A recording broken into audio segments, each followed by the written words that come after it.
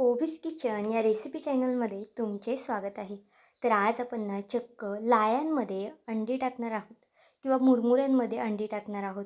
तुम्ही यापूर्वी ही रेसिपी कधीच पाहिली नसेल, पण जर एकदा केली ना तर नक्कीच आठवड्यातून 3 ते 4 वेळा कराल.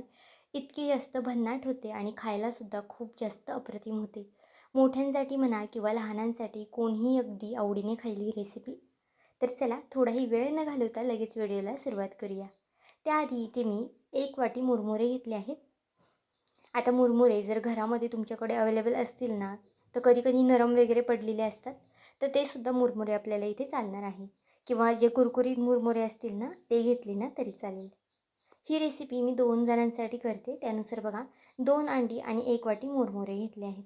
तुम्ही जितक्या लोकांसाठी करत असाल ना, त्यानुसार मुरमुऱ्यांचं आणि अंड्याचं प्रमाण इथे कमी जास्त करू शकता. आता मुरमुरे एका बाउलमध्ये ओतल्यानंतर एका साईडला मी 2 अंडी इथे फोडून घेतली आहेत बघा. डायरेक्ट ही अंडी आपल्याला डायरेक्ट मुरमुऱ्यांमध्ये टाकायची नाही, कारण की कधी-कधी अंडी खराब असतात. त्यामुळे ना एका वाटीमध्ये वगैरे तुम्ही सुरुवातीला अंडी फोडून घ्या आणि नंतर ना अशा पद्धतीने मुरमुऱ्यांमध्ये टाकून घेऊ शकता. आता इथे दोन्ही जी अंडी मी फोडून घेतली होती ना, ती सगळी अंडी इथे मी मुरमुऱ्यांमध्ये टाकून घेतलेली आहेत आणि चमच्याने आपल्याला हे अगदी छान असं मिक्स करून घ्यायचं आहे. तोपर्यंत जर तुम्ही चॅनलवरती नवीन असाल आणि अजूनही चॅनलला सबस्क्राईब केलं नसेल ना, तर नक्कीच चॅनलला एक लाईक आणि एक सबस्क्राईब करून घ्या. कारण की नवीन यूट्यूबरसाठी तुमचं एक लाईक, एक सबस्क्राईब हे खूप जास्त मोलाचं असतं. तसाच माझा हा व्हिडिओ तुम्ही कोणत्या देशातून, शहरातून पाहत आहात ना, हे सुद्धा मला कमेंट करून नक्कीच सांगा. आता इथे बघा आपण अंडी छान अशी लायांमध्ये फेटून घेतलेली आहेत. अगदी याच पद्धतीने फेटून घ्या किंवा मग तुम्ही रवीने वगैरे सुद्धा फेटू शकता. आता यामध्ये ना चिरून घेतलेली कोथिंबीर घालून घेतली आहे बघा. काही सुके मसाले घातले आहेत, अगदी बेसिक मसाले घातले आहेत.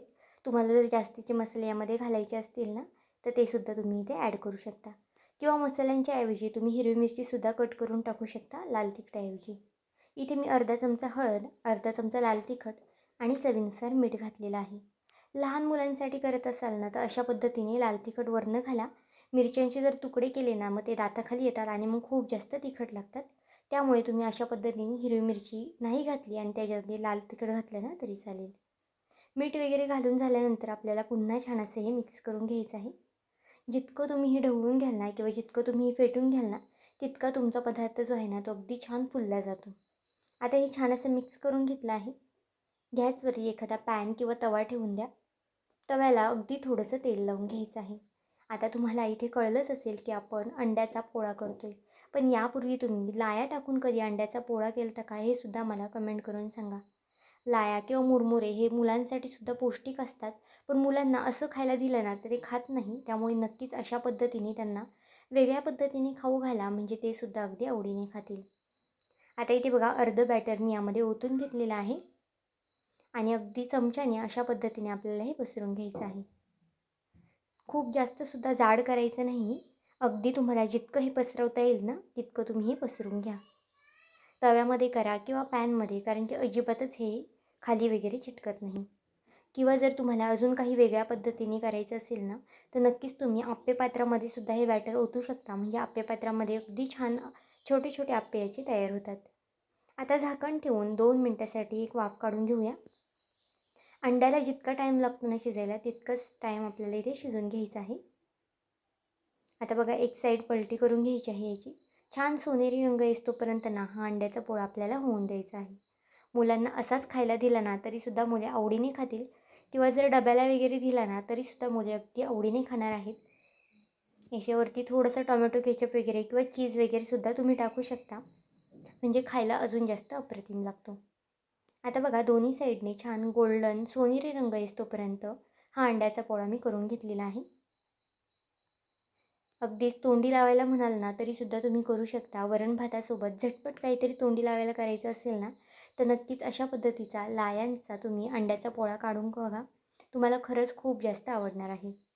आता अशाच पद्धतीने दुसऱ्यासुद्धा पोळा आपण करून घेऊया. खूपदा कधी-कधी घरामध्ये ना असेच मुरमुरे पडलेले असतात डब्यामध्ये वगैरे, तर त्याचा अशा पद्धतीने तुम्ही वापर करू शकता. म्हणजे मुरमुरे वायासुद्धा जात नाही आणि त्याची अगदी अप्रतिम आणि पौष्टिक अशी रेसिपीसुद्धा तयार होते.